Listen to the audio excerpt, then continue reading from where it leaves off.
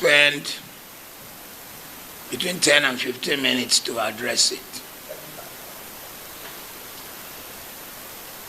The dictionary defines genocide as, because I knew you were going to ask, so I got ready for you. The dictionary defines genocide as the deliberate and systematic killing or persecution of a large number of people from a particular national or ethnic group with the aim of destroying that nation or group of people. And with that definition, I'm going to turn my answers to a question or questions to the majority of you who are here today. Let me give my response a background. I was born in 1952 in Zaria. I was born in the military barracks. I grew up in Kaduna, Zaria, Kaduna, Kano. So my answer does not come out of just newspaper, but experience. The first riot I ever experienced, with all due respect, was against people from the East. I was there during the Zaria riots when your crime was that you were Igbo. They didn't tell me, I saw it. People were being killed right before my eyes. My dad was a soldier trying to prevent it. And I remember the man coming back with a deep dent in his military helmet as the guys were screaming and walking the roads of Zaria and screaming, Tawaye. Tawaye means our eyes have opened. Following the first coup by Kaduna and Zogu, they felt their eyes had opened. So there certainly was genocide because people were being dragged out of their house and killed. But then when it comes to the hot case on hand, is there religious genocide in Nigeria? Firstly, I'd like to say that whatever issue is in Nigeria, because it was not dealt with, it became a snake with 5 heads or more heads. And so when you are looking at each case, you need to know which head you are dealing with.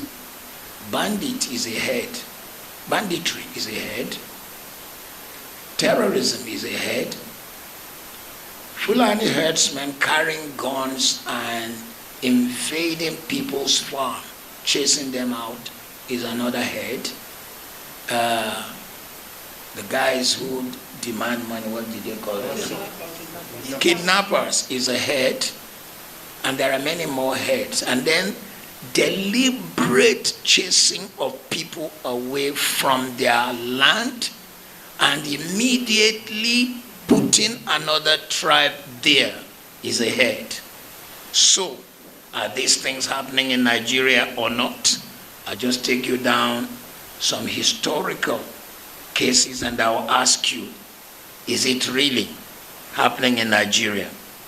Maitasine, in the 70s, a man who rose and began to teach a form of Islamic cleansing that says anybody who was not of that particular belief must die. Is that not genocide? And is that fair in a secular nation? Zango-Kataf. Zango-Kataf, in case you don't know, what you know as Kaduna State was once including Katsina. And on grounds of religion, Katsina State was cut off because the majority of Katsina State was Islamic. And what remained as Kaduna State was majority what we call Southern Kaduna, Zango-Kataf, people who are, and so on and so forth. I don't want to mention all the tribes. And despite cutting and now having Kaduna State,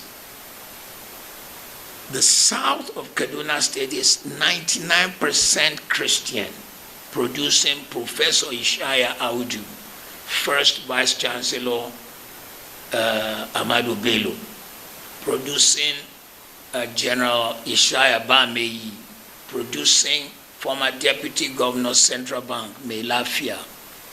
But somebody was still not satisfied and wanted their land. And particularly under the watch of a particular governor, probably 23,000 of these people died. Is it so? Is it not so? And if people of that number died, I mean, Zangu Kata, people were being hacked, cut like animals because you wanted their land and because they didn't follow your religion. Is that genocide or not? There was beheading in Kano because, what's the name of the evangelist? Reinhard Bonnke came to hold a crusade, and they said, Christian crusade is not allowed. Not only did they destroy the equipment, they cut Christians. Is that genocide or not? Deborah Samuel, a girl in a polytechnic in Nigeria, in the north, she saw on the platform of her class that people were posting religious things. And she said, hey, this platform is for our study, not for religion. They went, they killed her. And when it became a court case, 52 barristers who hold the religious faith different from hers showed up to defend the guys who killed her. Is that genocide or not? Evangelist Eunice in Greater Abuja went out 5 a.m. to do what we used to do down south here. And when we were kids, I was born a Muslim. My name is Ahmed. My mother is Aishat. My brother is Mudashir. My sister is Khadijat. My dad is Salau. But we knew people who would wake up and be waking people to prayer. That was what Evangelist Eunice did, and they hacked her to death. And then, if all that is not genocide, and if it is just religious intolerance, what happened when Melafia came out and said, I am from southern Kaduna, and 23,000 of our people died, and actually when we call people who should come and defend them, the military, the police, they don't show. It is after the people are gone that they show. And they say they have it on good record that some mysterious helicopters are coming to give these people equipment. Is that not a plan, a genocide? If you say that is not genocide, what shall we say of what's going on in particularly states in the north that are of Christian conviction? Benue State, even today's Vanguard reports Kwande local government, where people were hacked, and the plan is to chase them out, and some people come to occupy. And when I say some people, let me be bold to say Fulani herdsmen and some of the guys carrying gun come to occupy. Because when I was a little kid, one of the songs on radio in the north would say, Babanka Sanshe would not food you. That song says that the whole of Nigeria is the land belonging to Shehu Danfodio. And until that is achieved, they've reached Kwara. It may be Lagos. So somebody somewhere does not want this kind of facing the reality. Is there a genocide? You will have to answer. I haven't answered any of your question yet. But let me just say, 270 girls were carried out of a school. They were all Christians. The people who carried them committed 5 crimes. 1, child molestation, because Nigeria's criminal law says that if you sleep with anyone under, is he 18? Which is the age of consent, it's a crime. They raped these girls. 2, if you carry a person against their will across border, it's trafficking. I thought we have human trafficking laws. 3, you force these people to change religion. 4, you force them into marriage. That is the 4th criminal offense. 5, some of them were violently raped.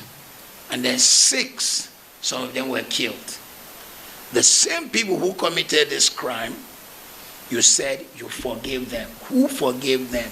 Where were they forgiven? Which court of law?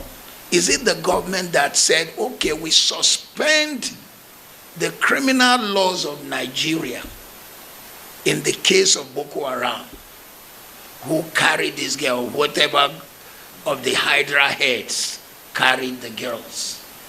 Who did it? So, if you now say you forgave them, where are they? It is rumored that some of them are now repented and you brought them into the army. How can a man who killed and committed all this crime now qualify to be a defender of the nation? It is rumored that some of them are in the Air Force. How can a man like that defend the Federal Republic of Nigeria? How can we entrust him in the country where I live at the moment, in England? If you touch a child, you know rape and more. You touch a child in an indecent way, you will be in the register of child molesters. And the moment you change local government from one local government to the other, you must go and report yourself as a child molester so you can be on the books of child molesters.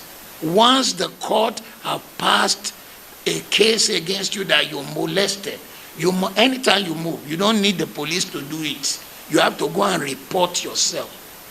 There are jobs you cannot get. But in our own case, we said these guys are forgiven. One, who forgave? Two, where were they forgiven? Three, where did we see their repentance? Four, where is the fruit of their repentance? So, we cannot say that there is no genocide. But if we say there's no genocide, answer my questions. Two, we cannot say there is no religious intolerance. If you say there is no religious intolerance, explain to me why.